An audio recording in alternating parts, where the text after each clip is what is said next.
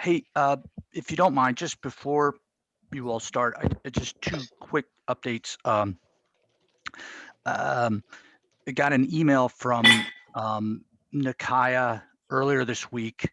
Uh, just a lot of the confusion that's swirling about the what Mr. Allen did, and as you all been following, sort of the claims that, well, sort of some assumptions that the Historic Resources Committee is involved. So, did my best to kind of explain that. But I also invited her to sit in today or to join at some point. So if she does, maybe we can get some clarity, on that. And then I also spoke yesterday with Brian Wheeler on that and another topic, as I mentioned I would.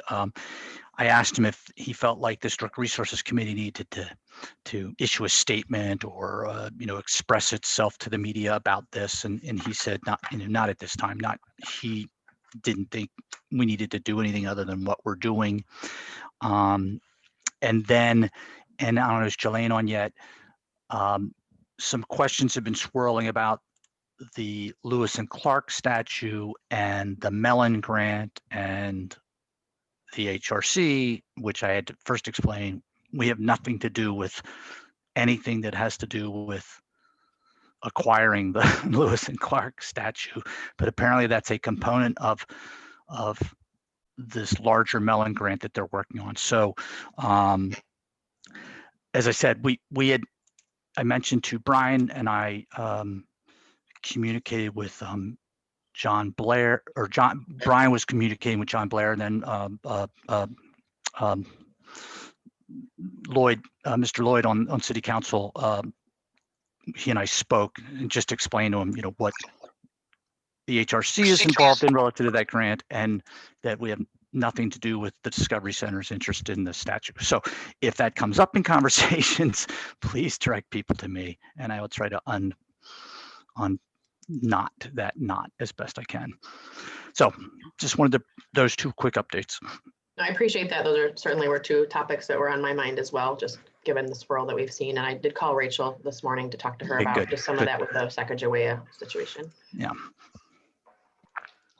I was sort of surprised to see that, because I had thought it was part of the Mellon grant, and so I was surprised to see it individually called out. So thanks for clarifying that it is part of the Mellon grant. Well, first off, I know I didn't know anything about the Discovery Center participating in that regard. I knew that there was a larger grant request being coordinated with Andrea Douglas, and that some component of that we had discussed as part of a city, something that could be done in the city. But I wasn't aware of anything.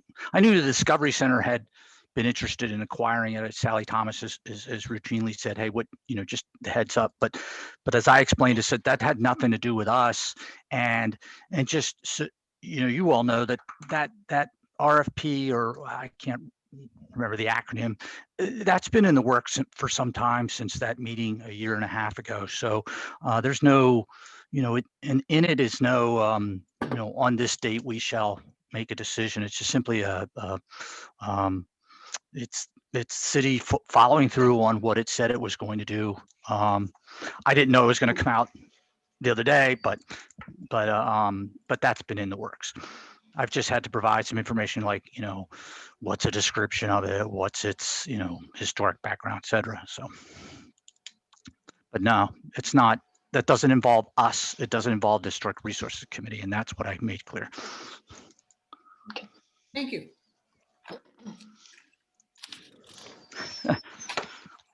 Never a dull moment in Charlottesville, right? All right, should we go ahead and start? Yep, we'll do roll call. All right, everybody. William Clay. Here. Here. Elisa Diamond, I believe, is coming half an hour late. Sally Duncan is here. There we go. Heather Hill. Here. Is here. Genevieve Keller. Here. Rachel Lloyd, I'm here. Margaret O'Brien. Here. Jelaine Schmidt. Here. Kay Slaughter. Here. Dee Dee Smith, Here. Phil Varner, Here. Ellen Wagner, Here. Jeff Werner, Present. and Jody Yeager. Here. All right, so that's our roll call. So I expect Elisa to arrive in a little while. Public comments. Do we have any members of the public who would like to speak? Who's managing that? Is that Lock-in? Yes, I'm here. So if you would like to make a public comment, make sure to raise your hand at this time, and I can bring you on with the Historic Resource Committee. Doesn't look, there's only 3 participants and none of them raised their hand, so I think. Okay. Okay. All right. So we have next the approval of the agenda. Does anyone want to move to approve the agenda? So moved. Do we have a second? Second. All in favor? Anyone opposed? All right, so the agenda is approved, and now for approving the meeting notes from our January 8th meeting. Does anyone have any proposed revisions or wish to approve the meeting notes? I move to approve. Do we have a second? A second. All in favor? Aye. Anyone opposed? All right, so we're good on the meeting notes as well. Okay, so this part begins our work session. And Jeff, I don't know if you want to give some background on this, why we do this, what the overall intent is. I mean, we have some high-level topics to go over, but maybe you can give just a couple minutes of background. Well, I can give hopefully less than a couple minutes. It is part of the bylaws, and my computer is not functioning very well, so I can't access it quickly. But within the bylaws, I don't quite like that word, but your operating guidelines for the committee is an annual meeting to sort of review what's been going on, status, how things are doing, and what the committee would like to focus on into the coming year, sort of establish a work plan. So it I think the outline that's been presented is a good one to start with. So, but that's where it is. This is part of what you all, or when the committee was established, this was a practice that was set as part of the bylaws. Okay, all right. Well, the intent for having this sort of 2-part work session this week and next week is that we could focus on bigger overarching frameworks and themes and things like that for this work session, and then dive into more detail for next week's session and focus a little bit more on specific projects and things like that. So I know that initially we talked about having kind of 4 threads of the conversation: themes and contexts, a review of the BRC recommendations and understanding where we are in that and how we can support those, discussing modes of interpretation, and then updates on other initiatives, including things like the Mellon Grant and other ideas that were raised last month. And in advance, Robert sent out some questions to kind of poll people about their interests, and there were ideas about sort of discussing untold stories, sort of grassroots, bottom-up narratives, talking about the historic housing, other kinds of topics like that. So I think we should jump in first on themes and contexts, and hoping to hear from the group about themes that make sense, if they want to continue ideas and that had started last year, or if there's a new direction people are interested in taking. This is supposed to be a sort of free-flowing conversation. So rather than calling on people, I'm hoping others might pop up with their ideas and goals for tackling themes and contexts, or maybe we need to discuss what that even is.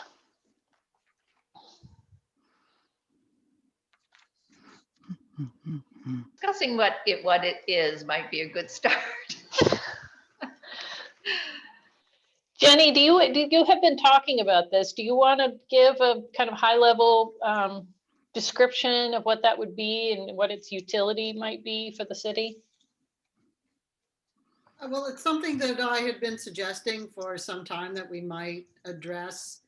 And I thought it would give us perhaps a sense of the city's chronology and the aspects of its history organized by theme and how they might relate to larger contexts. And it's a standard tool that's used in historic preservation, and it is top down because it has its origins in the National Park Service and the National Register and the State Historic Preservation offices. I thought it would be useful for us as this committee to understand that until they were last revised in Virginia in 2017, that until and unless they're revised, it is the kind of operating principle that our consultants use when they're doing a survey or a nomination under contract. But I'm not wedded to it. You know, I'm a reformer by nature, and I've kind of struggled against these my whole adult life. So I'm not wedded to it. And if people think that we should chuck that and go grassroots, it's fine with me. I just thought it might be helpful. I mean, I'll say that I don't see the whole idea of themes and context as something that it's inherently not grassroots. You know, I don't see it as inherently top down. I mean, the themes should relate to the place, and some of them will be kind of geared towards an architectural history approach, but there are other things that could be related more to events and cultural history and things like that I think are inherently more grassroots. And I see the opportunity to get a really comprehensive approach that might be useful. So I don't necessarily see them as picking one or the other. Does that make sense, Jenny? I mean, does that kind of fit with your thinking? Yeah, and I didn't see them taking, and when I suggested that, I didn't see it taking an architectural approach because I feel like the field, the movement has been too design oriented over the 50 plus years since the National Historic Preservation Act. So that wasn't my intent, although obviously we wouldn't want to leave out aspects of physical design and particularly the more vernacular. But I just put it out there as something that might be helpful, and if it's not the will of the committee, I don't want to argue for it. If it's only if it would be useful, and I was not suggesting that we adopt the state's themes necessarily, but that we could come up with themes that might relate to what we're interested in right now. I think what we do, and maybe I'm digressing a little bit, I think what we do should reflect who we are and what our city is right now at this point in time. What we see as our view of history. Yeah. Well, I will offer this, and it's totally complementary to what you were talking about, Jenny. My sense is that there are so many different projects and ideas and studies and surveys that have been going on within Charlottesville for many years now.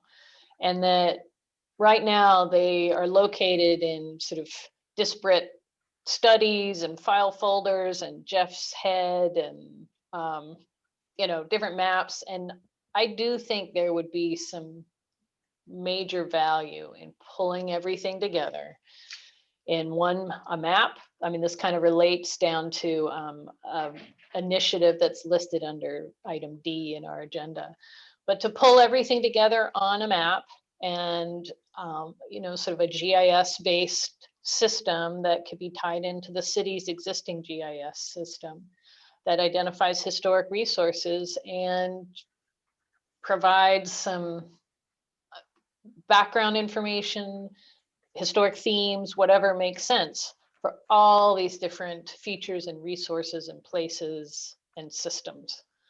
And my sense is that it would be useful for Jeff and everyone who needs to manage and plan around these places, but could also be a useful tool for the public to see what's going on. And I mean, Jordy's work on all the covenants and things like that could be rolled into a system like that. I mean, it's very flexible. So I see it as having a lot of value, and it should be adaptable and flexible and updatable in the future. So you can just layer more information into it as needed over the years.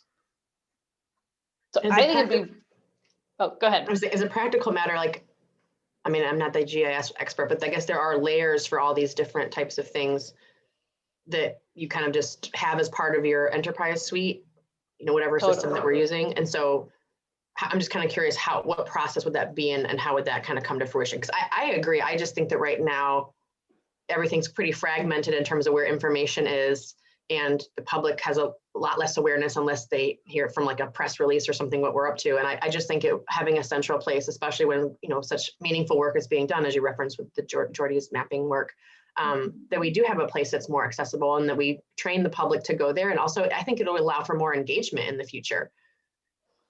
Yeah, I mean, I think some of these kinds of systems are really intended just for like city planners to use, and others can be a lot more outward focused and really user friendly for the public. And I think we should try and cover both of those, or cover both of those capabilities for exactly the reasons you're saying. It's an interpretive tool, and a management tool.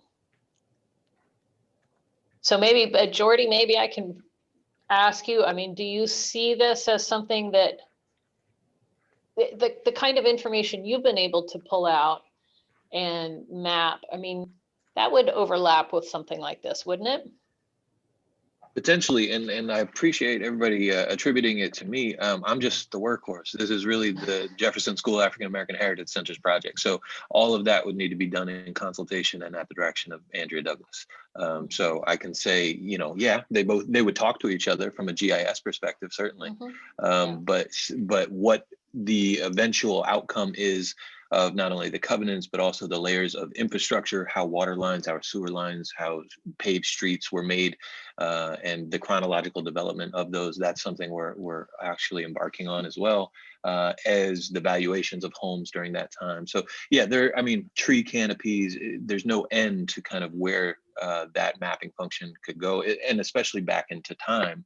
I know that from another perspective, the Heritage Center recently got the Historic Preservation and National Trust grant through Saving Places to really start to do some deep dives into Black property ownership. And so that would be another realm. But, again, that's totally at her direction and discretion. And so how and if those two interact would have to be talked about with her. So I wouldn't be comfortable with that, but. Sure. Yeah, I mean, I think if it's all related to the same GIS system, it's potentially integratable. So anyway, I mean, I do see a lot of potential value in it, and it's one of those things where I think, a summer intern who's savvy with GIS could probably set up the basic framework over a summer or 2 summers, and then it could be built and adapted and so on. But so that's where I see that kind of mapping and thematic study coming together. But Jeff, this is partially a question for you. Would it be useful? Do you think? Oh my God, absolutely. And forgive me, I can't remember if I had this conversation with you all last time or if this is what I talked about with the BAR a couple of nights ago. But the Robert and I, when we went home for the COVID, we finally said, all right, they're sending us home. We decided to just dive into, there must be 10 different spreadsheets of historic properties, historic addresses, historic this, historic that, but no two of those are the same. So we tried to overlay them and say what's missing in this one, and some had 20 columns, some had 2 columns, and it was the joke I know you all have heard me say is we gotten pretty far along, and then somehow I had inadvertently deleted all the 6s in one of the spreadsheets, and it just we sort of set it aside and let our tempers cool. But we have a lot of stuff.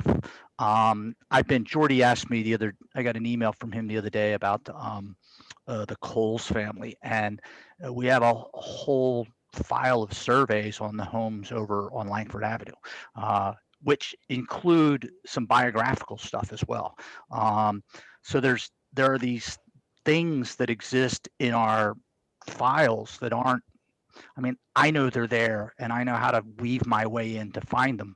But if someone who is interested in historic properties on Langford Avenue wanted to look through that, the way the website's set up right now, it's nearly impossible to get to it.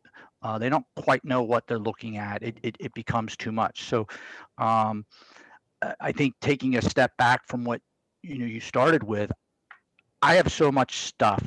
We need to inventory it, and even if it is to simply make available to someone that is a house built in 1912 of colonial revival style. That may be all we know, and just to begin to make this accessible and let people ask questions. And but I think in lieu of in regards, because we had talked about this, in lieu of new research, we have the old research that no one that I think would be really helpful to make accessible to people. So I don't know if that's so. Yes, it would help us, but it would help us help the community. I get a lot of inquiries from people. Do you know this? Do you know that? Have you heard?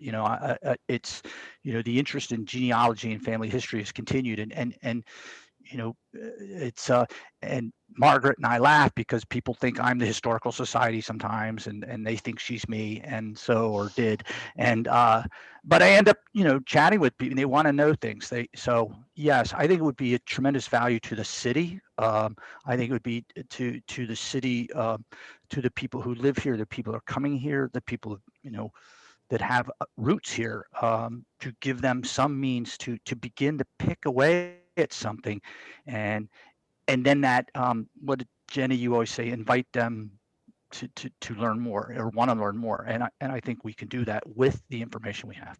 How we get there, I don't know. We probably need help. There's no funding for an intern. It doesn't appear again, so it's kind of might be unless you all have some ideas on how to pull all this stuff together into one But place. we have funding for the HRC has money in its account, right? Yes. Because we haven't spent too much in the last couple of years, and I warn you to keep money coming in. You kind of need to show that you're going to do something with it. That's my insight. And I would just say, I would want us, I think we need to look at if there's investment on the technology side to make sure that it really is delivering on all the ways that we're describing, because I don't think it's not simple. I think there's layers to this. See, I told you my kids, there's never going to be a non-interruption here. But I think it's worth evaluating maybe what other municipalities might do in this regard, and how much that might cost us for the infrastructure, which I think it is worth looking at, and looking at our own dollars within this committee to determine, like, is this something we want to invest in? Because I think it's really important, especially for the mission of this group. Yeah.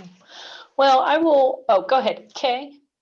Yes, as a citizen, I was one of the people who've asked this question, because a lot of times I remember being on a tour last year, or a couple of years ago, walking through 10th and Page and talking to someone there who told us about this house that was in her family that had been historic, but nobody ever really designated it. And so I was wondering, like I had said, I know we have a list of the ones that are designated, the ones that are eligible, either individual or neighborhoods, but also a list of properties that we just know are historic because of the stories, not necessarily the architecture, but the stories.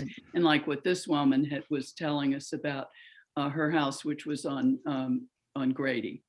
And so that's what I think would be really useful, because then as development begins to occur, you have a context to see. I didn't really know about the Martin house until recently, Henry Martin's house on 10th Street. But a lot of, and I don't know whether it's on a list or not, but that's what I mean. There are many that are not properties, parts of neighborhood stories. And I just think having those, a map is great, but just a list would be a beginning, which, Jeff was putting together, said, oh yeah, you called me about this. In fact, we're doing this right now, because I think that could really be useful information just as issues arise. Thanks. But just, add piece to this, we did the 10th and Page. And so Robert and I are just burrowing into the files. And when I say files, a lot of that is electronic. And we found in this old intern files where, and Madeline had been involved in these oral histories and interviews with people in 10th and Page. I have this huge spreadsheet they did of, and Drury, I got to get this to you, of the multi-generational ownership of homes in 10th and Page. I think, I don't know, it's been 2 years now. Drury, I found this box of tapes from the 1980s when they did the Porch Swings book. I don't know how many tapes, Jordy, it's probably, we were worried we might not have the technology to transfer it, but we found all these tapes of those interviews. So there's a lot of stuff again. So I just want, it's not just historic surveys or maps. We even have people telling stories. Yeah. And my understanding is a lot of that information can be linked to a GIS system. And so it makes all those layers of information and documentation accessible in a way that they're not now. Yes, Dee Dee has a comment. You're muted. Sorry, yeah, I was trying to unmute. I guess sort of I think it's a great idea. And it also sounds like we're kind of talking about two different ways of using information in a GIS format. One is for research and the other is for interpretation. And as Heather noted, it's really your layering. You can, kind of suss out some of those things. But I think the fundamental question is whether the city's GIS system, are we talking about using that one? It's already has some of this information on it, not a lot. The county's is way more robust than the city's. But there's also just a lot of other people doing GIS historic stuff. And I think what really fundamentally we need to know, as you said, Rachel, actually, is we need to know what we've got. I don't know if anyone else has signed up for Sunday's talk at Ivy Creek, where Eric, whose last name I can never pronounce, is going to talk about his mapping, but he's geo-referenced all the Sanborn maps already. They're online, and it's really an incredible tool. But whatever, there's just a lot of stuff out there, and it's really, where is it going to live? Right, where does it live? And we shouldn't be setting up a separate GIS system. No, and I was part of the county's work on that, and that was done through the Historic Preservation Committee, and actually took a couple years. And we took all of the historic district surveys, and then they aren't listed by address, which in the city we tend to be, but you had to take and assign a, let's say Southwest Mountains, you took and said, what is to this tax map parcel, what are the resources? And Tex Weaver had it set up that we had a couple boxes that we could fill for each parcel. So to list contributing structures, which was most important, so that when that came up, somebody had, particularly with demolitions, and that was the big concern, is what's being demolished. Is there a contributing structure on that site? So it's not, it does identify, and this is the thing too, is you may have a historic property, a certain address, but you may have in the city even 3 or 4 resources on that tax map parcel that are contributing. So, but yeah, that took a lot of work with the county to get that all laid in there. But I think we're at the point even where just pulling it together into some sort of a organized sheet that could, I don't care what you put it into. That's where we're not. Yeah. That's where we have to get to. Well, I see kind of 4 potential functions here. One is just documentation, where you tie all the information you have about different properties and resources onto a map. The second is planning. So if there's a property that's threatened or property that needs to be stabilized, or whatever the kind of planning thing, that could be another a second function. Then there's sort of the outward facing interpretive function. So it's like you can click on, whatever themes we come up with. I want to look at industrial mill buildings or sites, and you can look at that and see all the sites that relate to that. So that's a sort of thematic and interpretive thing. And then there's a 4th potential here, which is something that came up in a talk at the Center for Cultural Landscapes at UVA, where there was a historian who was working with communities where they were trying to uncover all these sort of hidden or unknown or undocumented sites. And members of the community could just go into the map and drop a pin on a location and fill in information. Like, this is where we used to whatever, or my great grandmother used to go here to do whatever. And so that gives it a much more interactive component as well, and can help uncover all these previously unshared stories. And I think it kind of gets to some of the questions Elisa was talking about or asking about in some of the emails before that. So I don't know, I see those as 4 functions that could potentially live within one GIS system, and there are precedents for all of that. I've just never seen it all pulled into one place before, but I believe it could happen. Jenny. Well, thank you for saying that, because that was part of what I was going to suggest. And I don't want to step on Jeff's toes. I don't know what he has planned for his next round of CLG grants, but I'm wondering if we couldn't use our 2 planning retreat sessions to launch something bigger that relates to the GIS and crowdsourced or interactive grassroots history, something sort of like maybe the Clio model, where people can log on and do their own information, but that could become the basis for a funded project through the Certified Local Government Program, maybe even a Park Service Technology grant as well. I'm always looking for ways that we can move the needle forward in Virginia, and I think Charlottesville, because we're a smart community and because of our awareness of our complicated past, we can make a contribution to the entire state of Virginia in how these things are done. And it's kind of part of the governor's initiative to have more funding for DHR and kind of bring them kicking and screaming into the 21st century. So I don't know if that works with Jeff's plan, but I'd love for us to we were thinking big about Jefferson Street and the marker site. So why don't we think big about what we could do about making our history more inclusive, more accessible, more empathetic, to let everybody in, but do it in a professional way so that it can be organized and be a basis for interpretation, for development, for redevelopment, rehabs, orient people to the community, use it in the schools. Anyway, that's where what you said led me.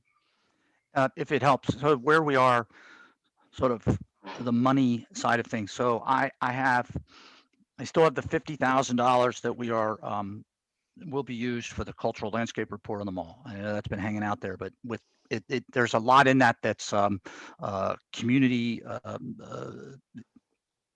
involved, community engagement, and COVID right now sort of stalled a lot of that. But so there's 50,000 set aside for that. After the various surveys we've done, I think there's 45,000, 50,000 left. And every other year I seem to be able to beg some more. We did get a grant last year to look at the 4 cemeteries. Because of COVID, the research opportunities weren't there, so we've tabled it.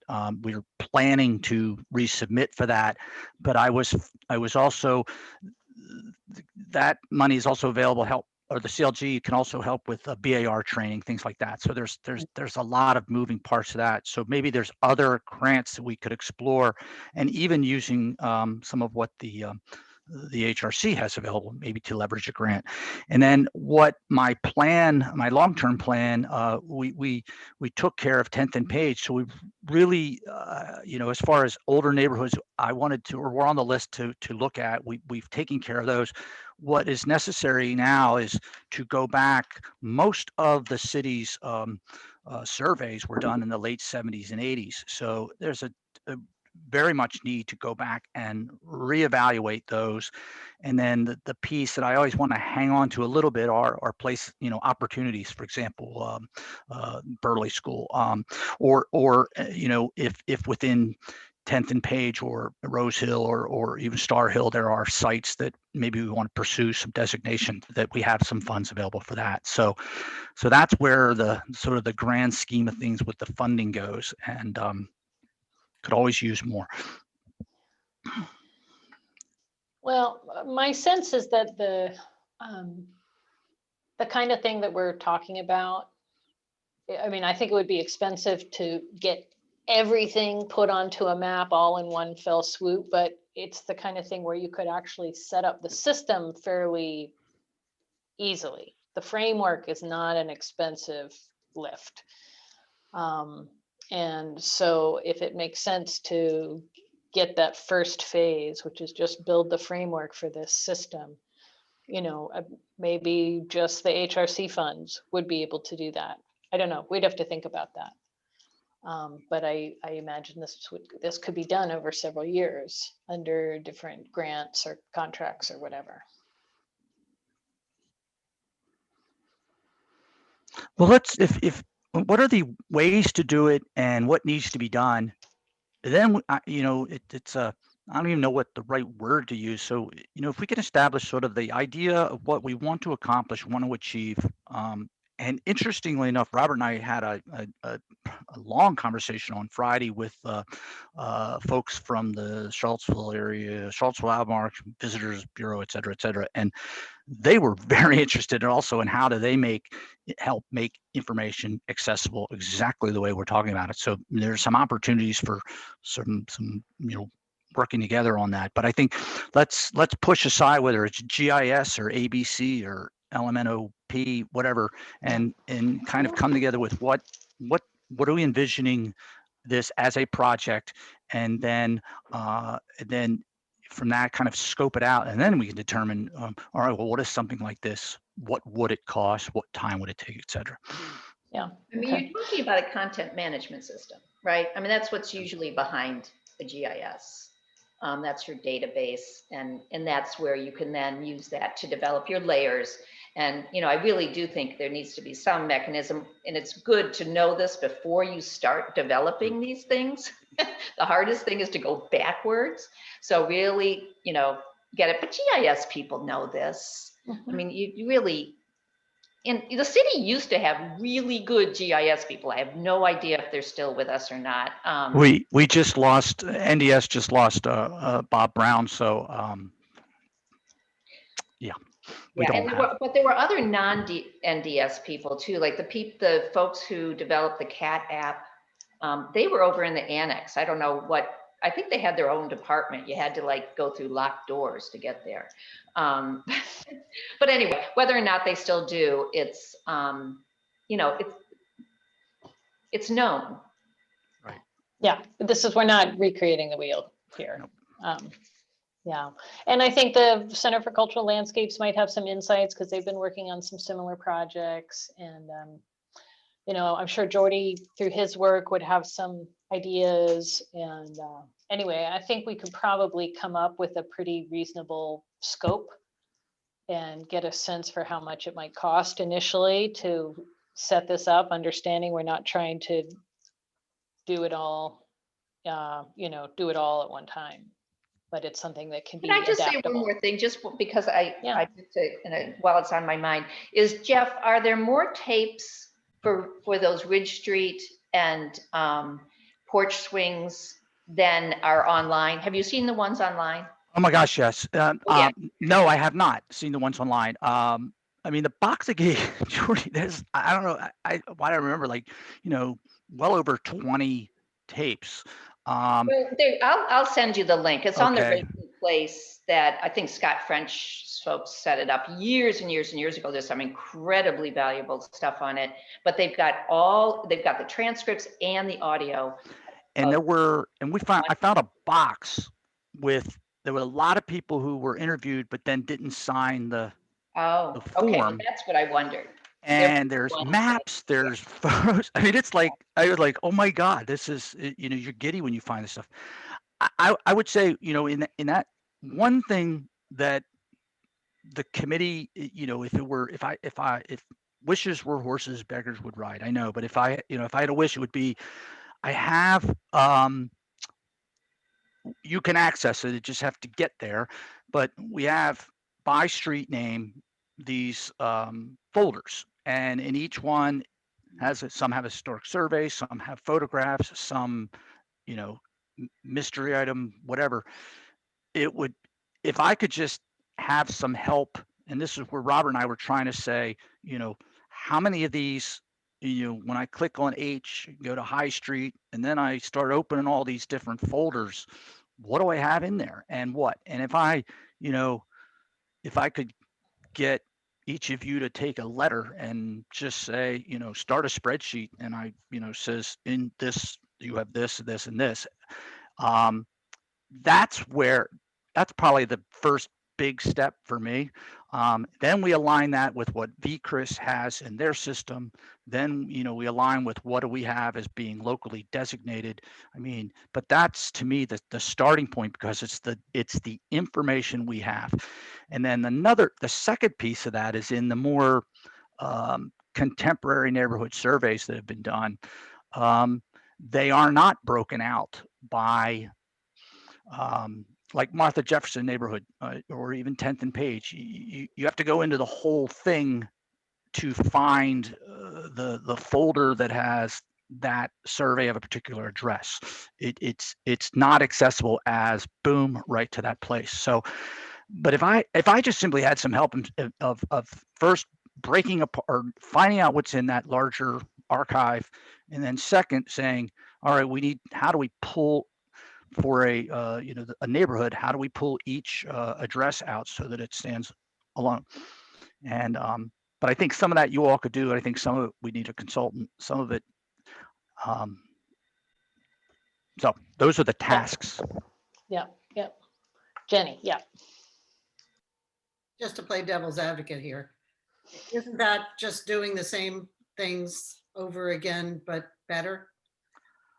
I mean, it doesn't exist. I'm not saying that we don't need to do that, because we do need to, the survey for my street was done by people who were ahead of me in graduate school. It's been that long, and I don't know what some of the errors in all of that are, but we already know that. But there are other things we don't know, and I'm just wondering, at the same time that we're doing that, which is an ongoing responsibility to systematize that and map it better and make it more retrievable, don't we need to throw a wide net over the whole city and make this more inclusive, so that anyone who knows anything about something that they care about, or maybe they don't even care about it, they just want to make sure it isn't lost because they've collected some information about the home where they've lived for 10 years, they really care about it, but they're moving for a position somewhere else or to retire.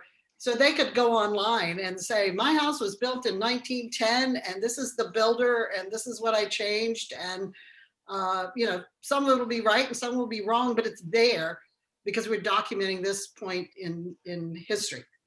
You know? Completely agree. And it's where I want to throw it wide open. I love it. And that's where everyone wants to engage in the way that they want to do it.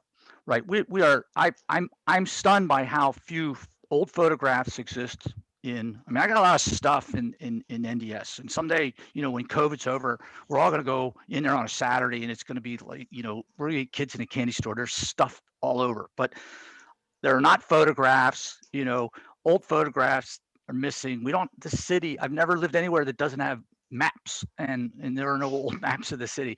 So yeah, I think it'd be great to put out that big invitation to everyone in the city. You know, if you guys want to share your photo albums, if you want to share your information, that's great.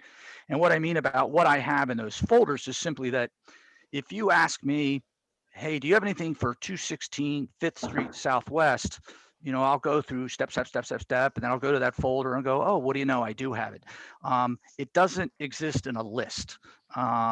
It's if you ask me, I'll go find it, but I don't have that list of, you know, to say I have stuff on all of these things, and here's, which means I don't have anything on this stuff over here. So that's, but there's two different parts of it. I agree, Jenny, completely.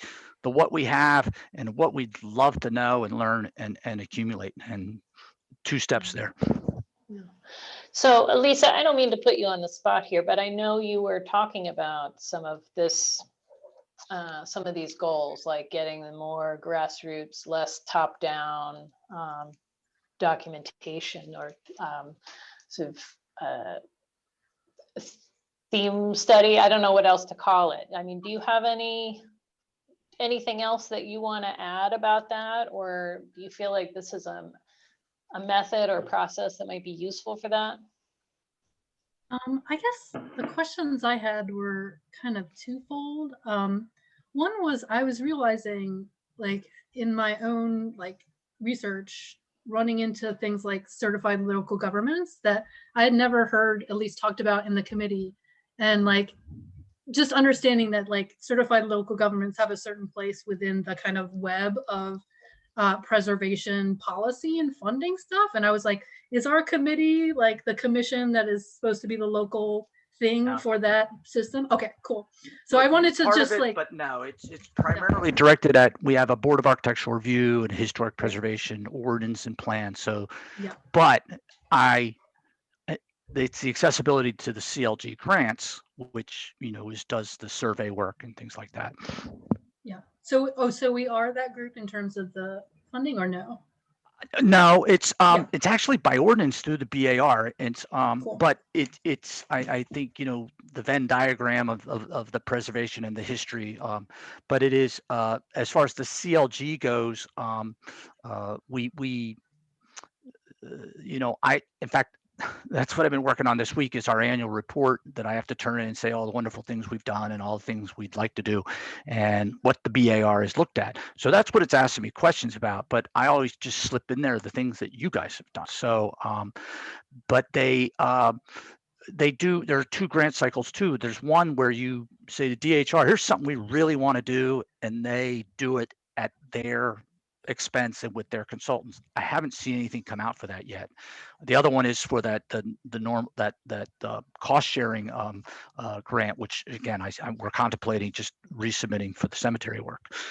But yeah, I guess the reason I asked about that is I was just like, the other kind of bigger question that sub question fed into was like, I keep running into like, what is our role? Because council keeps looking to us, various groups keep looking to us. And I just wanted a little bit more clarity about like, well, what are our like self-prescribed responsibilities, and what are the things that we're required to do if we are part of these greater structures?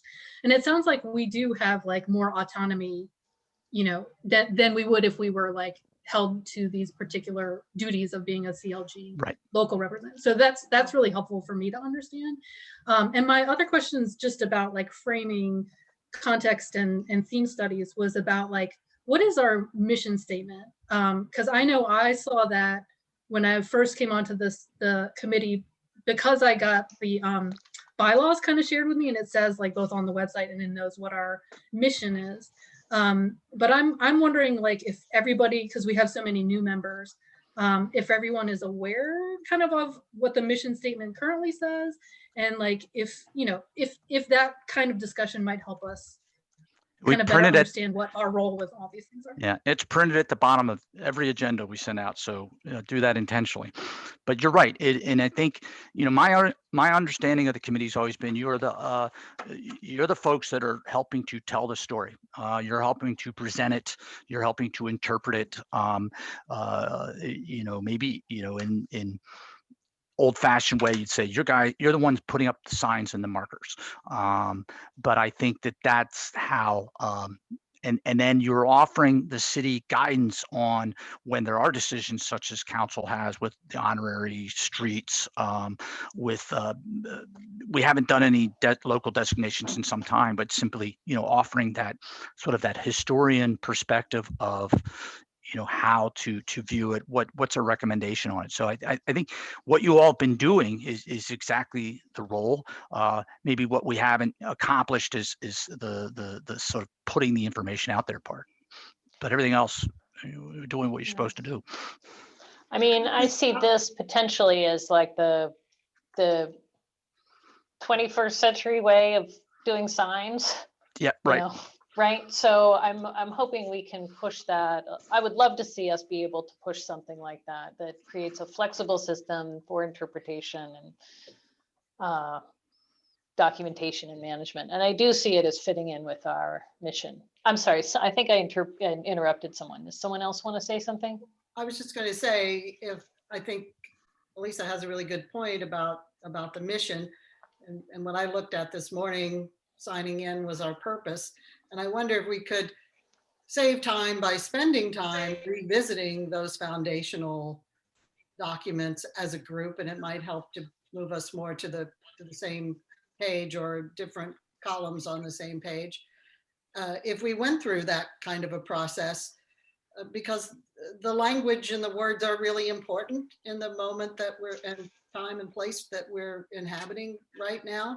And maybe we need to look at mission and vision and objectives and strategies, and we might be more efficient and be able to articulate what our role is and what we do. I would really like us to stop being the marker committee. I really wouldn't care if we didn't ever put up another marker. Yeah, and I want to like agree and kind of piggyback on that, because a lot of what we've been talking about in the last few years in this committee, at least since I've been on, has been about equity, has been about kind of what stories have been purposely suppressed, and like what do we do with that reality that we're coming into this kind of historical interpretation environment in. And so, but our mission statement doesn't at this moment say anything about what we've been talking about for the last few years. So just to kind of as a group come to some understanding of like what we're doing right now, I feel like is not quite there yet. Well, when I read our mission statement, it doesn't sound like it excludes those inquiries. It's pretty general. And so I think, I feel like what we're doing, at least my understanding about what's been going on for a while, is fits within the mission. I just maybe that we look to council or something to provide some more specificity, but I think everything that we've talked about kind of fits within that overall framework. I mean, I'm in the process right now of co-leading Preservation Virginia's strategic planning process, and it's really been a very useful process for us to. Not that we're going to stop doing most of the things we've been doing, but we might be doing them in different ways. And just by having to look at the words on a screen all together, I think it's been a very good exercise. So people could say, well, you're wasting your time doing that. Why don't you just get something done? But I think it's been really helpful. And I think it would be useful for us, even if we just spent a couple of hours on it, to revisit it and make sure that those foundational documents represent where we think we are right now. Okay. Yeah, I think from my perspective too, that mission statement says a lot about what our roles and responsibilities are, but it doesn't say much about what our principles for making decisions are. And I think that goes back into Elisa's earlier comment about the equity lens, that there's nothing in that mission statement that I could use to determine whether to make choice A or choice B, and maybe coming up with a separate set of guiding principles or adding them to the mission statement or something along those lines would actually make it explicit, like what is our desired outcome, what are our criteria for making decisions, what are the things that we are specifically planning to focus on, and for what reasons. I think that's a great suggestion. So can I back up one step? So revisiting the mission statement and coming up with some principles or criteria for decision making and for guiding our own activities is sort of one thing. Is it jumping ahead or going too fast to say maybe we could start scoping this GIS interpretive documentation map thing? Do people feel like we could start to scope that to start to come up with work and goals and related budgets for doing that work? I'd be happy to make a motion that we do that, if that's appropriate. If that's appropriate. Jeff, would that be the right thing to do right now? Well, I mean, in my opinion, and is, there's several strands here, and, this is the good thing and bad thing about ADD is that I'm following them all at the same time, but I sometimes can't quite express them. But I think on the way I see it is that the city is in ownership of content that for better or worse has a story to tell. The research has been done and it should be made accessible. It will reveal gaps and holes in and maybe, unfortunately, to some extent it's an architectural it is dominated by the design and what was built and what it was built of. But we have that, and we should make that available. There's the piece that begins to fill in the blanks, and that can come through just say, hey, well, we're gonna include that in a survey or invitation to the community. Both of those things can start to fill in that. I think that's actually something we should think about more, because I'm always wary of starting with what's at hand and filling in the gaps versus, as we were just talking about, like the guiding principles and saying, here's what we think is important to have in the system. Let's gather that. Just because we have folders of information, they may, I think they're primarily great men in great houses. It's not, and that's, I will say that it's not exactly what we want. So, creating that set of guiding principles for, like, here's what we want in the system. Let's build it up from there instead of starting with what we happen to have and filling in gaps. I will say that's why I think scoping this is important, because building an adaptable, flexible system that catalogs all the information we've got, that's just data entry, mining it for all the information that is on hand, and then creating a system for the community to query and fill in and all that are important components of this. So I don't see those as oppositional,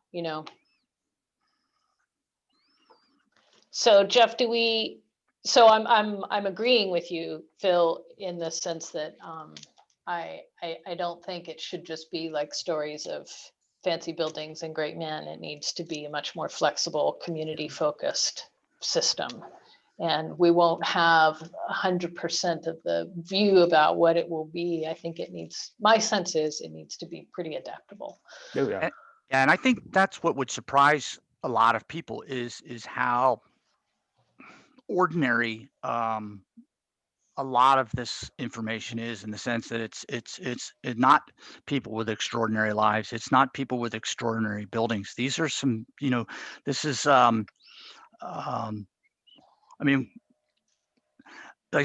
Langford Avenue is just a wonderful example of an evolution of a free Black community from the 1830s.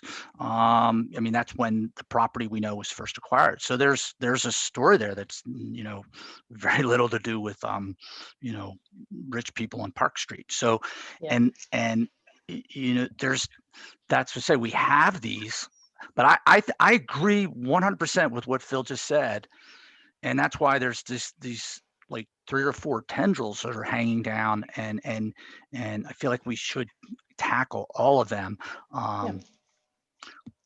because So it does invite people to want to know more. Yeah, and I think that's a great point, that, like, you know, I would like to see a system that cataloged those sites on Langford Avenue first and left the courthouse for the future.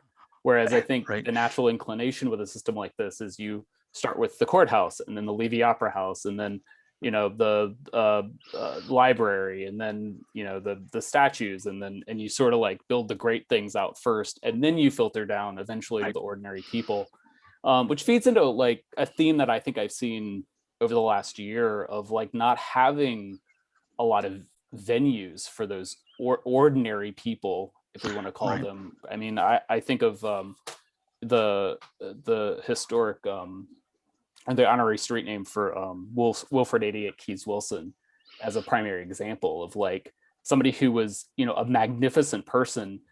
Where does he fit into historical memorialization? You know, he was an extraordinary but ordinary person. He wasn't a great political leader, or he didn't have a historically important house. Right. Where does he fit in, and where do we find that? And I'm sure that, you know, there are a lot of other places and people that fit into those categories too.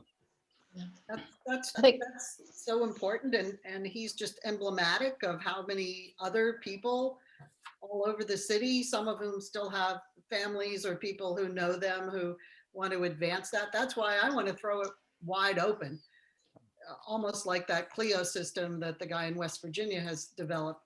Could you talk a little bit more about that? Because I'm not familiar with that. On any day and say, this is what I know about this place where I used to live, or my great uncle, or whoever it is.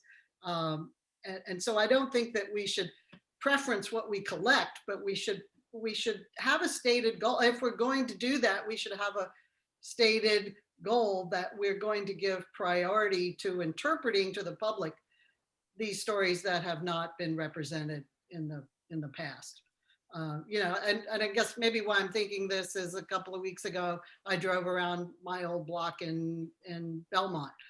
And when I saw the amount of change, I thought, I don't know if it would be of interest to anybody, but I'm one of the last people left who remembers this before a building was built in the alley. And I know that there was a vegetable garden there, and I know there was a chicken house, and this backyard that's been completely paved. You know, I know what vegetation used to be there, and I know how the garages were used, and who had cars and who didn't have cars. And you know, it's just interesting to me because it's my story, but in 50 years, someone who's trying to do something about Belmont would want to revisit that. And the same with West Main, where my family had a business. I'm like, I'm one of the few people left alive that knows that. And unless I sit down and write a memoir, it's not going anywhere. So, you know, I could do a brain dump with a city, and there are other people who could do the same thing. And that's what I want us to capture. Yeah, Kay, it looked like Kay had something to say. You're muted. As I listen, I still think, I sort of hear Jeff saying, we've got a lot of stuff that we need to just be able to say, here's what we've got. Even as we build onto it with what Jenny is saying, is like putting out what we are. And I remember those, all of those interviews that were done for the porch swings, and not all of them got published. And so just getting that material and somehow having the listing of it, it seems like to me there's some priorities here. And maybe that's, instead of saying, you know, we're going to put out this scope immediately for, and maybe you can do all these things at once, but I don't see how. Put out a scoping notice for how we're going to build this GIS system, looking at what we've got and then being able to express what we've got, interesting stories, some of these, and how we want to invite people and think of the ways that we would invite people to come forth with their stories and telling about different neighborhoods.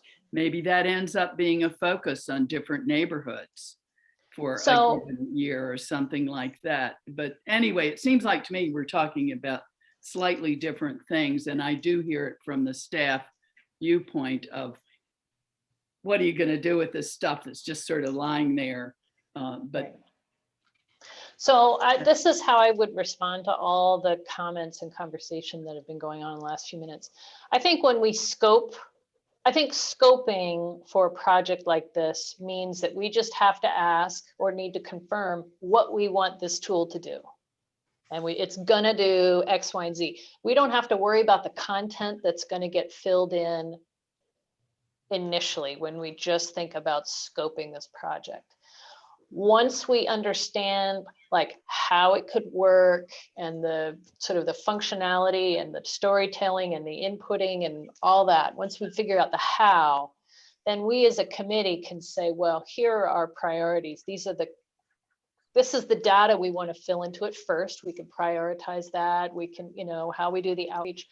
All that is the content that needs to fit into the framework, but we need to figure out what that framework is and how it can be built and what's involved. So when I say let's scope the project, that's what I mean. What do we want this to do?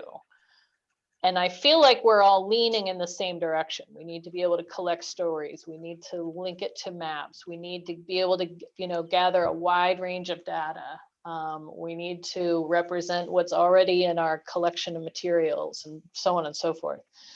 So I think I don't think anyone is contradicting each other. I think these are all doing this and this and this and this, and that scoping the system appropriately will help us accomplish everything that we have spoken about.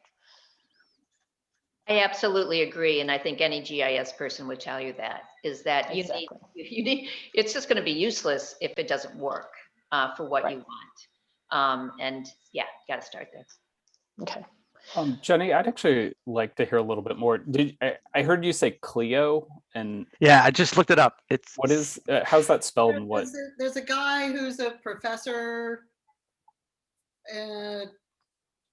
He's at I think he's at Marshall, but go to the Clio. Yeah, it's CLIO. Anybody, right. Anybody can put anything they want on Clio. And I'm not suggesting that Charlottesville adopt Clio, but I'm suggesting we have our own crowdsourced place. He spoke in Petersburg a couple years ago, right? Yeah. I've had dinner with him. He's kind of an interesting guy. Yes. And I'm not suggesting we use that, but I think the approach is good, and I particularly like it because Charlottesville is one of these places where people come and go, and they only live here for 3 years. And there are lots of people that have, every time they fill out a form, they have to write down Charlottesville, Virginia, because it's a place they happen to live because their parents lived here when they were born. I can't tell you how many friends I have who were born in Charlottesville, but they left when they were 3 years old. So those people are now going through their family records, and they have photographs of those places, and they don't know what to do with them. And some of them don't have descendants. Well, if we had our own thing, they could dump that stuff there. And I would think also just the priority, not just of sitting down to interview, but providing a place for people who lived during the era of desegregation or the segregation era in Charlottesville. We all have stories, and a lot of those stories are related to places, the place where you couldn't go, or the first time you went to that place and you saw that it was desegregated, and you kind of noted that because it related to something that was happening in your life or your neighborhood or your family or where you went to school. Those are significant stories that other people will want to use later. And how do we, as this group, facilitate getting that out there? And we're having tremendous change. I said I was driving around Belmont, and I see all of these houses are being replaced, and those were mill worker houses, or those were generational family houses. The same thing is happening in 10th and Page and Fifeville. So while there's still some point of reference and some people are still alive, how do we facilitate that? It doesn't mean we're trying to preserve it necessarily, but we want to keep that information. We want to make it accessible so that it can become available so that new narratives can be written later. Okay. All All right. The people, sort of nameless people who walked by my house with a little black metal lunch pail going to work at Ix's every day. You know, I don't even know what their names were, but I know they walked up and down the streets going back and forth to do shift work at the mill. And I don't want that to be lost. Yeah, exactly. All right, so I think scoping the project, which I can help, and I can talk to Jeff, and you know, we can reach out to other folks on the committee, but it sounds like people are generally in agreement that this would be useful and is something we could pursue. So I'm gonna put a check mark next to scope the project. And I'll also put a check mark on to revisit the mission statement and all that as a topic for a future meeting soon. But we have about half an hour left to go through these other topics listed under the work session. And I feel like we've discussed some of them. But there's reviewing the Blue Ribbon Commission recommendations and seeing where we are on that, and then hearing about the Mellon Monuments Fund grant. Those are a couple of other things that I think we need to cover. So if everyone's okay with it, I think we can move on from the themes and context and GIS topic and go on to the Blue Ribbon Commission recommendations. And I know, I think Kay, you had brought this up as a topic that you wanted to make sure we covered. So I thought I would let you start us off. And well, just really that we would look at the thing.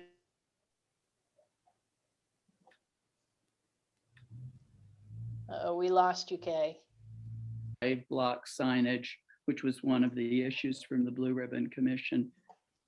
I'm sorry, Kay. My internet connection is unstable. I hope it's not me, but but anyway, that's what it just said. So I'm sorry if you can't hear me. We can now, just go back. Yeah, just say your piece again. Okay. I was saying that from the Blue Ribbon Commission, one of the issues, it seems to me, is about the slave block recognition. And I'm hear bits and pieces about what your involvement is and what should happen, but I don't really know the full story. And then secondly, the other one that it seemed to me was one that I've been really interested in is the enhancements to the Drury Brown Bridge, which has been part of the larger West Main Street project, which may or may not go forward, but I still think there are things about the bridge that could go forward. And I can't remember what the third one was. I mean, there was a lot about the statues that we're sort of waiting on the litigation, you know, to finish up these court cases and stuff. But it did seem like to me those two things and were worthy of moving forward. That's all I have to say. Yeah, I mean,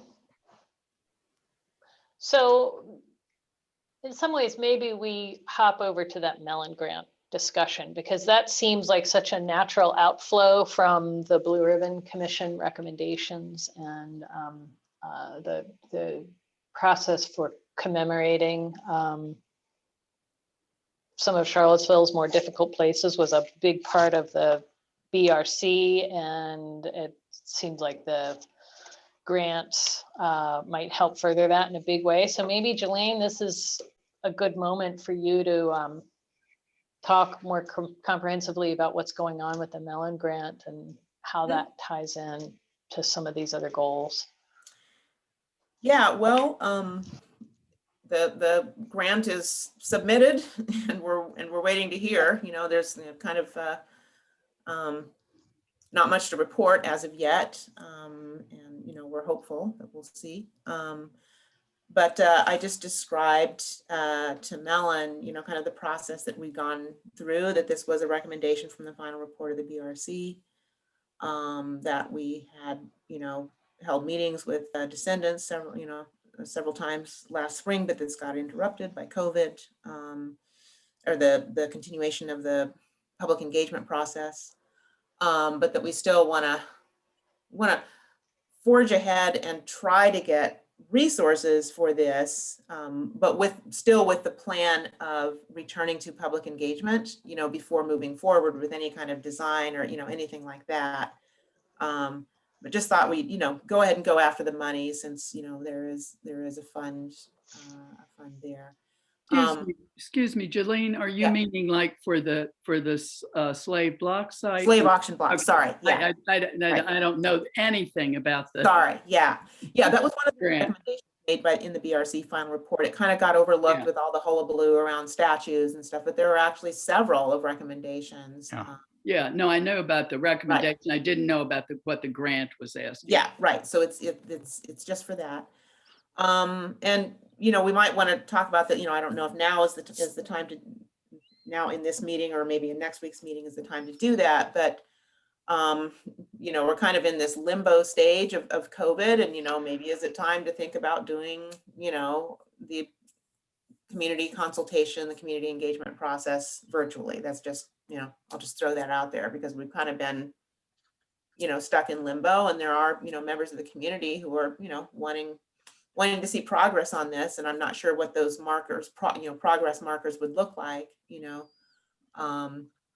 But anyway, I just throw that out there. You know, this time last year, we kind of planned to, you know, have one meeting at a church, you know, like before Mother's Day, and how was it? Oh, was it one before Easter, I think, and one after Mother's Day or something? We were kind of trying to avoid the high holy days, you know, as it were. But that got stalled. So maybe we need to think about virtual alternatives, although that presents problems as well with accessibility of some of the very folks that we want to be including in this, you know, so. And on that, I'll say is that's where we've had, that's probably where the committee would have to do, you know, maybe find a consultant to coordinate and facilitate that. I think the city's capacity is simply maxed out, and it's I mean, I don't think the community, I don't know who's got our call right now, or, you know, it's well, Locken does. And, you know, I don't know if the communication staff has even been going home. But I know that the comprehensive plan process has been, it's been very much affected by it. You know, you're exactly right. The accessibility to it, and it's an unfortunate reality, but it is the reality. But even coming out of that, there may be, I think, and that's certainly what we were hoping for when Jolene and I have been talking about this grant, is that, you know, to find someone to help facilitate that discussion, regardless of online or in person. And I wanted to ask just quickly a second question, just to get your view on it, because it is a current conversation. We are, as most of you know, the city and county courts complex is well, the addition to the courts complex is occurring with the Levy building, and the Levy annex, which is at a, you know, perpendicular to the Levy building, will be, that annex or addition will be dropped, and a new courts building built there connected to Levy. What will be left? There's currently a parking lot between the Levy building and where Swan Tavern was. There's a parking lot, but that will become a courtyard into that facility. And I know I've said it before, I was just curious of your opinions. I've been kind of pushing out there is there's an opportunity there for a space in which we can, the city and county own it, and you can begin to establish maybe some of these memorials or whatever comes out of this. And I say that because the sidewalk in front of in and around Number Nothing is just, it's not lend itself to something more than a sign. And I don't know, but if you all, I don't know, just think, Jeff, that's a horrible thing. Stop saying that. I'm curious what you think. So. Well, a couple things, and one about the engagement thing. One of the line items in the grant proposal is for community engagement, to pay for that, to have, let's have, professionals, do this, to kind of navigate this, and let's have it catered, people like to come, for, when there's food there, and, maybe, depending on how things are, we might want to think about maybe doing this outside, when the weather gets nice, like having, something at Washington Park, where it's kind of open air. Or I mean, I don't know. I'm just thinking out loud here, but the community engagement part is, yeah, that would, funding for that would come, from if we, get some of this funding. With respect to, yeah, the place, I mean, I don't want to put the cart ahead of the horse. Anyway, I don't want to get too ahead of ourselves now with thinking about the where of this. I mean, I think that depending upon how much money we get in hand, we may be able to think larger than just, kind of within our, it's like, oh, we can't do it in, in this place. And, but I think once we have, we can just kind of think more in terms of possibilities and not let our vision be kind of cramped by what we see ahead. The reason I'm doing it now is it is beginning to go through the VAR process. And so I'm kind of, I want to put it out there so that you mean the Levy building specifically? That's the whole thing, the whole complex there, and including that space that would be the entrance. So I'm sort of been floating it out there so that they don't say, oh yes, we've hired, I don't know, Frank Lloyd Wright to design a waterfall there, but say, hey, well, wait a minute. So that's the only reason I bring it up, is some right. Well, one of the things that we kind of tossed around, and this is not formalized in anything, so I don't want anyone to, in the, I don't know, parking department or whatever to, to take this and run with it. This is just, something that we talked about informally is, there are these 2 parking spaces there on Jefferson Street itself beside the number 0 building. They are ADA accessible, handicap parking. On the other side of number 0, there are also 2 spaces there that are just kind of regular parking, not designated for ADA, What about taking those 2 ADA ones, putting, designating the 2 on the other side, as the ADA spaces, so that we still have access to the courts and with ADA, parking, and using that space there, that more, kind of ample space. What is a, kind of parking space? What is that, about 8 feet, that's out there?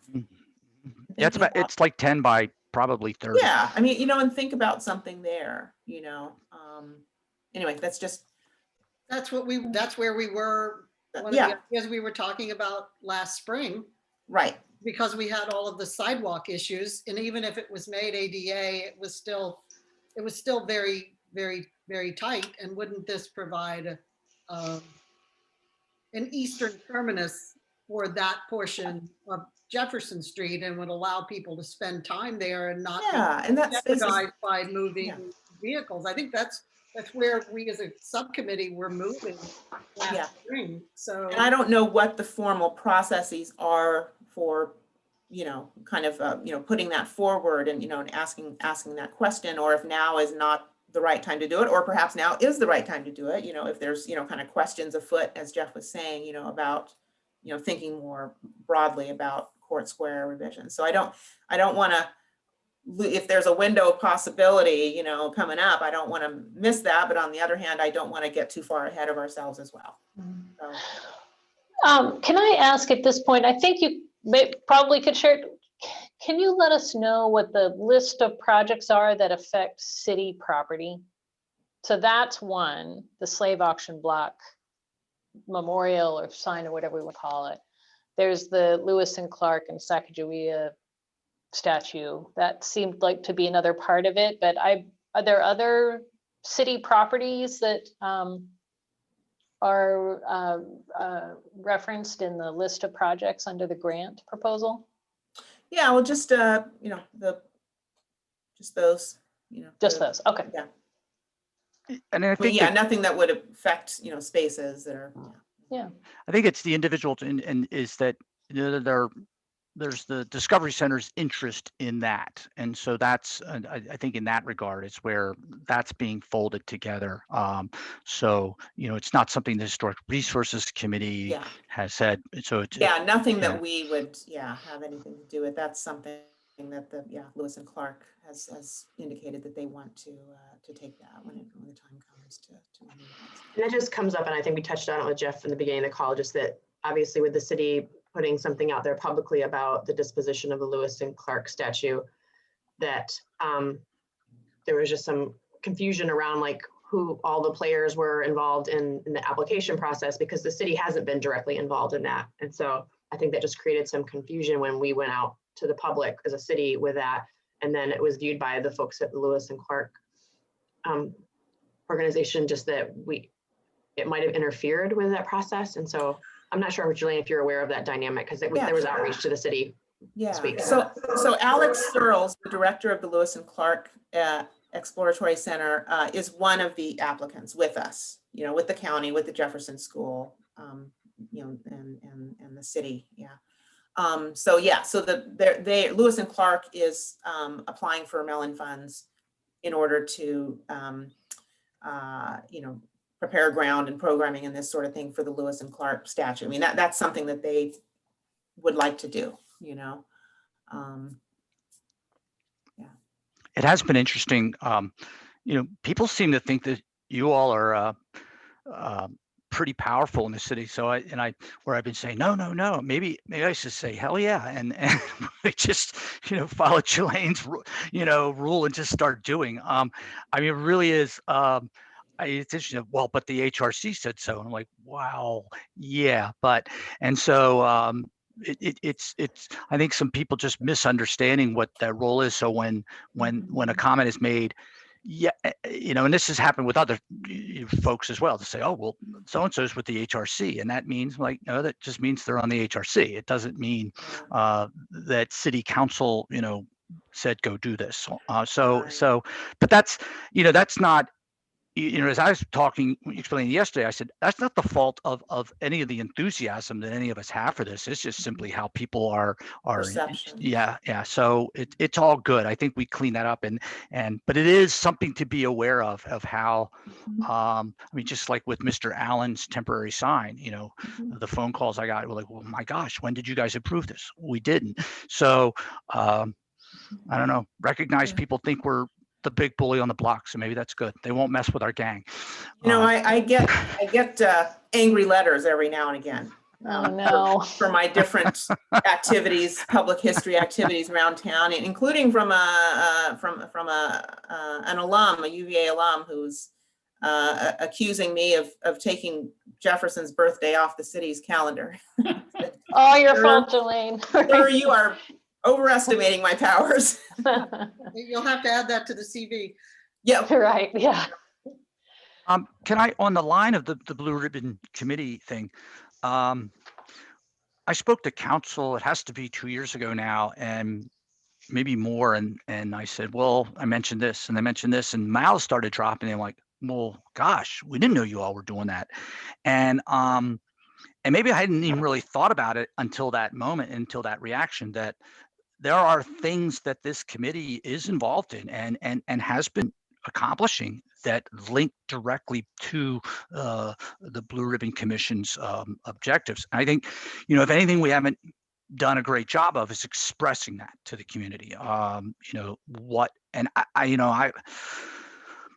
know. I'm not savvy at social media, but who knows? Maybe we need a Historic Resource Committee Facebook page or Twitter account, but please don't put me in charge of it. But to let folks know, here's what's happened, here's what's occurred, and here's how it, I mean, the surveys that we did in 10th and Page, Star Hill, Rose Hill, Burley School, the work at Penn Park, all that is directly attributable back to some of the things that were recommended in the BRC report. So I think we need to let folks know that.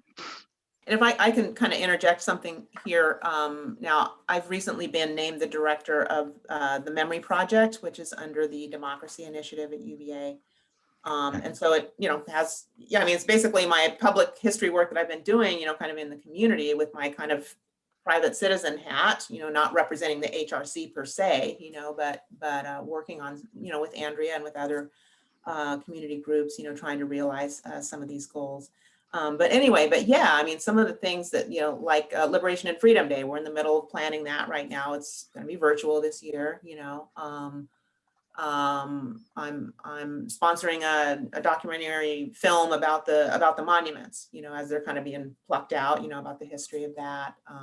Curriculum, I mean, that was another goal of the BRC. People kind of forget about that, you know, that injecting local African-American history into the public school curriculum.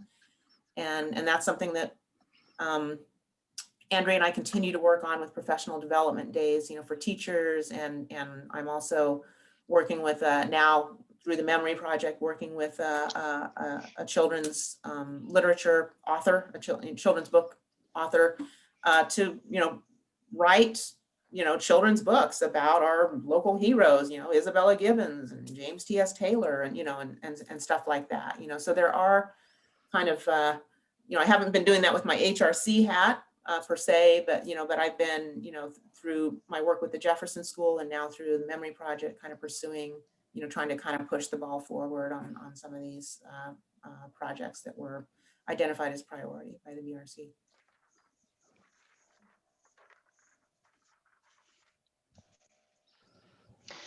I'm okay, go ahead. Yeah, bringing that up just reminded me that I again want to bring up about the Drury Brown Bridge, the broken record that I am of trying to get people to recognize those. And I will talk with Jolene and Andrea more about it, given your project, because we have also contacted teachers, given them books of the Bridge Builder books, have built a website. But I feel like the physical bridge needs really something done. And also I've talked with Dee Dee about developing a audio tour. But the physical bridge really needs assistance for, you know, signage, for just taking care of the bridge. And even though this larger issue of West Main Street may change or be dropped, sort of all the engineering stuff, I think there are real things about the bridge. And there was a lot of conversation about the historic resources just off of West Main Street that are really important. And people did, I know, like at the Central Virginia History Group, we talked about those things, right, what people would like to see and not see, you know, because we wanted more stuff to go toward the African American Heritage Center. But I do think that's something that needs somebody's attention, because, you know, it's just this small group of people, like 3 of us, who kind of keep talking about the Drury Brown Bridge. But I still think, you know, it recognizes local people and local recent history, 20th century history. Maybe the issue, Kay, is that in a time when we're, as a community, dismantling or plucking out, as Jolene said, monuments, we need to have a new vocabulary that the Drury Brown Bridge is not just a bridge, it's actually a monument. And if we, well, I've been saying that, but, what you know, Phil was saying about we right, don't want to perpetuate the great man theory, maybe Drury Brown is one of our great men, and that's someplace we do want to perpetuate it, and we want to say that bridge is a monument to a man and to a movement and a spirit that he inculcated and fostered and nurtured in our community. If we start thinking of the bridge as a monument and not a transportation corridor, we might be able to help you in getting more recognition for the bridge and what it represents. There's an advocacy question for the HRC that I've you know, long wondered about. And I mean, I know from what I did for almost 20 years before I came here in the advocacy side of things, and that's silent in the city to some extent. I you know, relative to, I get a lot of people tell me, city ought to do this. That's great. You know, you can tell me, but I'm just an employee. It really takes folks going to these meetings and saying, this is what's important to us in our community. And it's, you know, on to the point of the West Main, you know, it's one of those, and I've joked, I just put it out of my brain because I think we've been talking about it so long. And I mean, like decades that I just felt like, well, wake me up when you come up with what you want to do. But relative to the bridge, it's not a lot that is planned, but the idea is to get some illumination on the bridge and elevate those plaques so they're legible and readable, and some signage on either end. It's relatively simple. It could be separated out. It could be accomplished. I know someone had mentioned in the notes that they sent out about the panels on the side of the bridge. Trust me, Alan Gafinski is already all over every flat piece of concrete that he can paint on this city, and he's asked me about it. And now that's separate from the project, and someone could pursue that. That could be the painting on it and under it, something that if there's an advocate out there for it. The discussion, as Kay mentioned, when we talked with CVHR, that was a couple of years ago, really the most powerful argument against putting markers all up and down West Main and saying, let's get into these neighborhoods on either side and find ways to express their story as they are a function of West Main as that artery. To what extent that will or will not happen with the West Main project, I don't know, but it's something that should still happen regardless of what occurs. But that would just, it again takes that advocacy. And so I'm not, it's something for the committee to contemplate moving forward, that it does become not just a voice at these meetings, but maybe a voice within the planning commission and the boards or the city council as well. So just my 2 cents on that. But Shade of the bridge, excuse me Kay. again.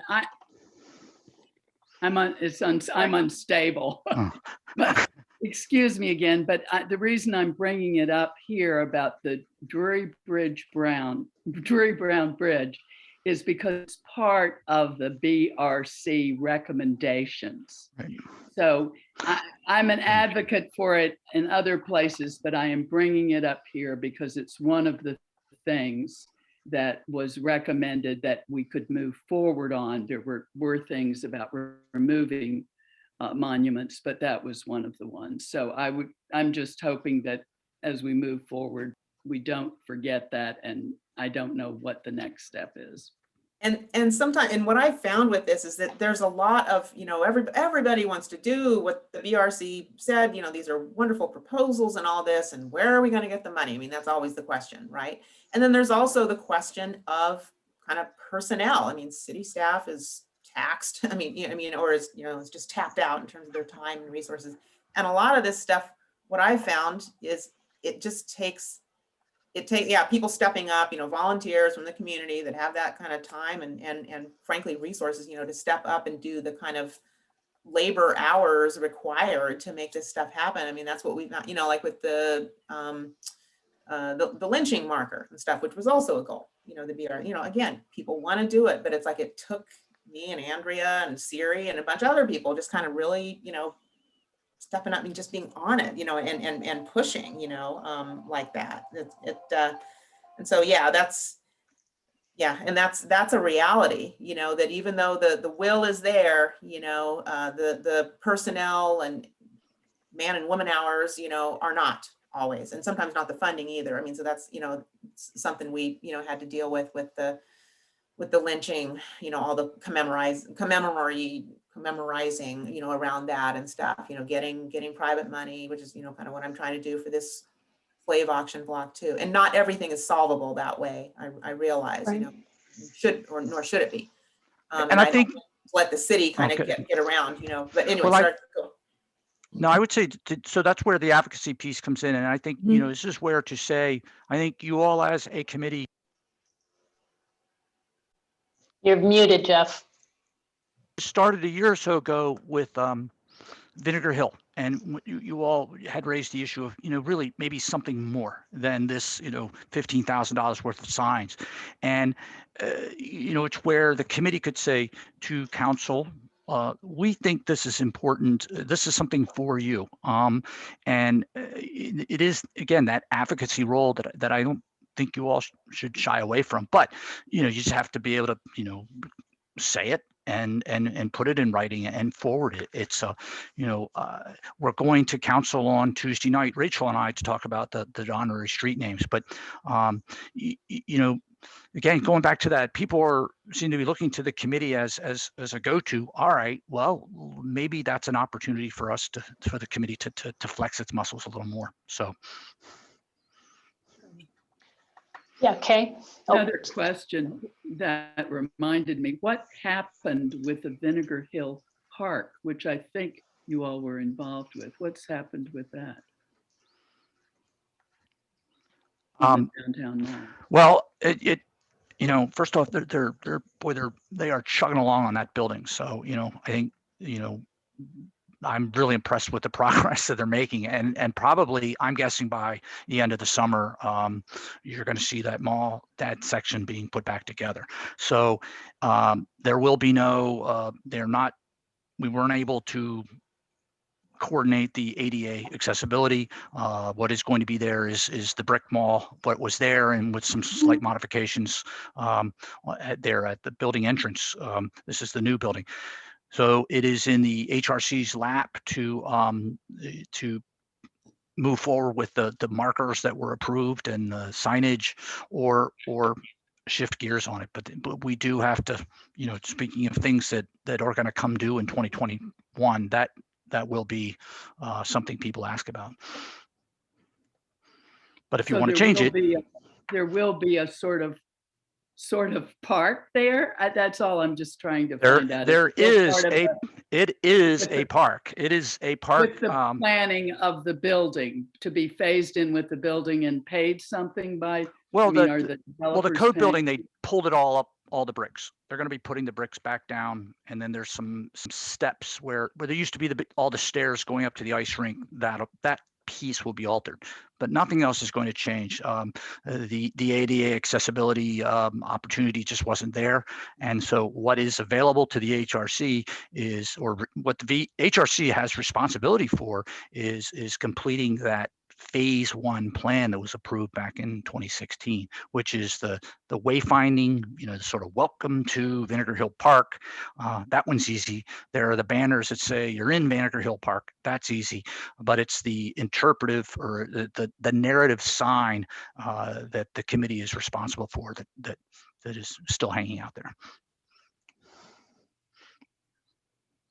Well, that's what we should get mapped first, because it really concerns me that people don't know the extent of Vinegar Hill, and especially with the redevelopment craze that we have now. Every time a new building goes up on what was Vinegar Hill, that should be acknowledged. Yeah. And it's just gonna creep up Market Street. I mean, that's where it's happening now, and that's a whiter part. I mean, what's happening now is kind of redevelopment of the white part of Vinegar Hill. But Vinegar Hill goes all the way over to Water Street, and people don't know that. And people don't know when they're at the western end of the mall that they're in Vinegar Hill. They think of Vinegar Hill as something that's just gone, vanished. But there's living, breathing, physical fabric of Vinegar Hill that's still left in the city, and this park is the place to say that and to get that mapped so that people can see how big an area it was and how most of it was taken away, but you're still in it. So people who have, the respect for the aura of Vinegar Hill, they ought to know when they're stepping inside it and outside of it. Anyway, that's what I have to do there. But I had a question for Kay, which is, what's the date of the Drury Brown Bridge? It's 70s, right? The original bridge, I don't know. It was redesigned in 1998. That late, okay. Yeah, no, that was Warren Boshenstein designed it then. Yeah, I was just thinking. And that's when we decided to rename it, because it got raised up so the trains could go under, and so that was when it was. So we really can't nominate it. It's a little late. No, the bridge, you mean, yeah. Yeah, but I would like to advance the idea that we start thinking of it as a monument. Yeah. Could update the West Main Historic District. Yeah. I'm going to make a note of that, and that's a good. Yeah, it would be great to get Warren to do a little oral history of the design of the bridge. Because that's something where, we have a local designer who did it and is alive and could relate that story. All right, folks, so we have 15 minutes left, and what's on our agenda for the last 15 minutes is announcements. So review upcoming events, lectures, research, etc., and then any edits to our agenda for next week. Now, a couple of things we didn't explicitly cover are sort of discussing modes of interpretation or coordination with other, like visitors bureau activities and things like that. But I feel like we sort of covered those. So if people want to take a step back and tackle any of those topics, that's fine. But otherwise, we can go on to announcements if people have announcements. Does anyone feel like they need to mention something about some of these other broader work session topics? All right, hearing nothing. So I guess we can do announcements now. Do folks have announcements? Oh, Jelaine? Yeah, just in general, that Liberation Freedom Day events are coming up that first week of March. I guess that's only a couple weeks away. Oh my gosh. Anyway, just lots of different folks doing different things. So just look on the Jefferson School website and or Facebook feed, and I'll put it out on Twitter as well. I'm going to drop something here in the chat box for anybody that's interested. One of the kickoff events is at UVA on Zoom, but with the Now Center and the Memory Project commemorating the arrival of Union troops. So. Great, Oh, thank you. Kay Slaughter says, what about church bells again? We definitely need to do that. Absolutely. That's a joyous thing. So.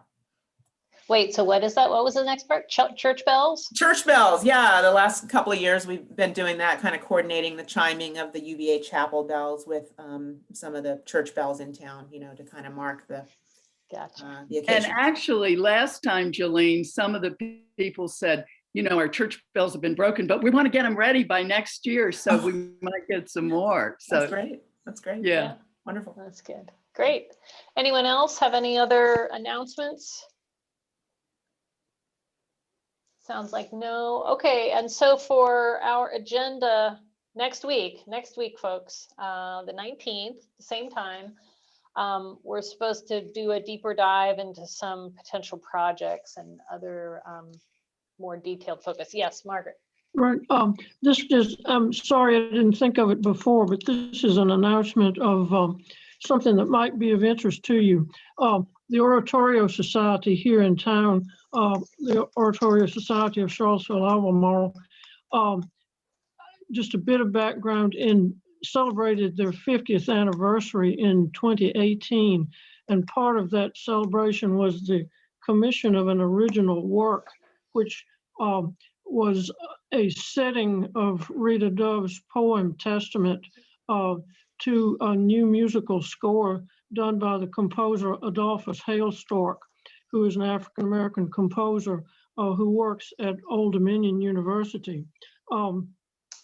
We performed the work in 2018 and have done so a couple of times since.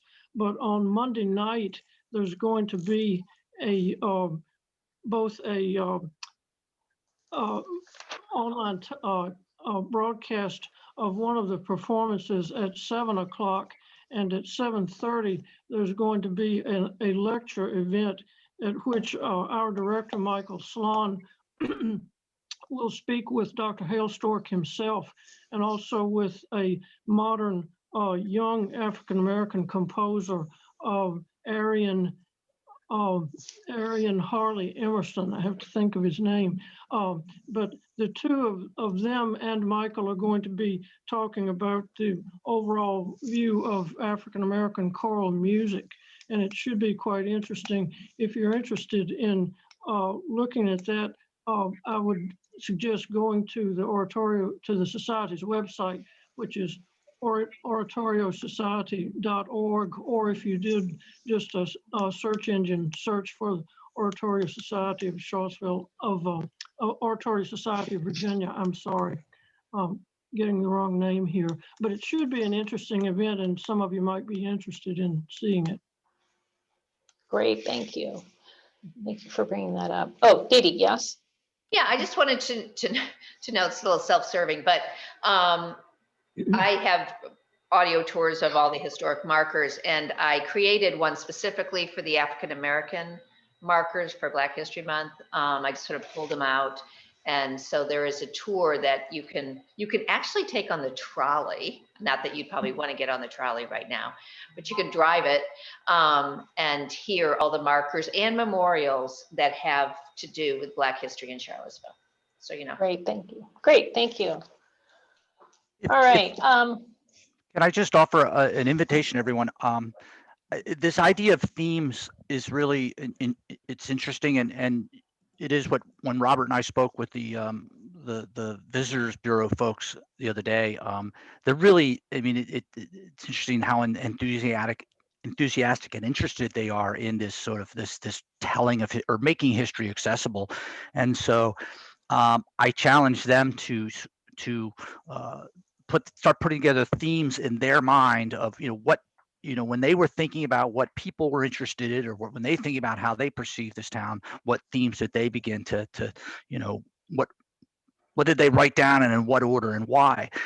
And I think it would be really helpful for each of us to pursue that, because there are I started a note to you all the other day, honestly, and I just stopped. I just said, but I and one thing I had said, and I was actually apologizing to all of you, because of, if you're getting grief in the community about all this stuff from Mr. Allen and things, and basically saying that, you all volunteer your time and energy to this, and you're not elected officials, and you don't deserve to be treated roughly by an individual. And I said in there, I know we all have, we can be contentious and disagree, but there is simply no doubt of the level of passion and interest and commitment to what this committee does. And that's what's really, I think, the great part of that. And so the depth of how strongly we all feel about things, I think, could help to build that list. Just like Jenny said, if you look at what's the National Register uses, it's pretty boring. It's difficult at times to plug in what's going on locally. And I'd just be curious to see what you all came up with. And even if you send it to me, well, I guess you can't send it to me anonymously. Send it to Robert and then tell him to give it to me. And just to begin to see this community through your eyes. And I've lived here almost 30 years now. That's extraordinary. Sometimes you have to go, wow, I've seen a lot, I know a lot. And so, I'd love to see how that fits in with what you all think and see. And I think it would really help us, create a skeleton on which we can start to hang some of these things. So there's my challenge to you, my homework to you all. Or maybe it has to come from Alyssa for it to be homework, or Jelaine, but there's my invitation. Well, I was going to say, the fact that I am now being targeted by activists, I feel this the shoe is finally on the other foot. Yeah. It occurred to me the other day that we're all playing our roles. Yes, right. Because I believe in public service, and what this committee is doing is public service, and we're trying to coordinate with other city programs and do this in an organized way, try to get funding, look at something that could be permanent or semi-permanent. But I also believe in protest and civil disobedience. And so they're playing that side of it. That's right. Yeah, we need the little poke. And sometimes we wear different hats and we do different things at different times. So I'm not concerned that that's going on and we're being targeted, because that's part of the process. Yeah. But us holding out to do it in another way is part of our process. So that's how I compartmentalize it. Yeah, I was just upset that it was the misrepresentation that I was concerned about. When they say, well, Mrs. Lloyd or Rachel Lloyd hasn't done X, Y, Z, the community, like, no, that's the part that bothered me. I mean, the passion, you guys know what I did, fighting bypasses and things like that. I had to go in and yell, but you just, when you start accusing individuals of things, or a committee of, I don't know, I just was, that bothered me. That wasn't fair. And it's Well, I've given it out, so I just got to take it. okay. I've arrived. I'm the man. And frankly, I don't think anything will ever be as tough as the Blue Ribbon Commission. So signs, I'll take that heat. Okay. And remember, Anyway. in Lexington, the Confederate generals are commemorated in the ground on the sidewalk in the commercial district. Can I make a request? Absolutely. There was some references, some vague references to the bylaws of this committee. I haven't seen them as such. Is it possible that I could get a copy of them?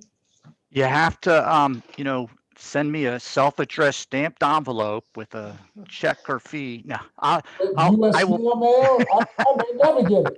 Oh my! We just got something in the mail today that was mailed last July or yesterday. So, but yes, mail is going out. It's not getting there for 6 weeks.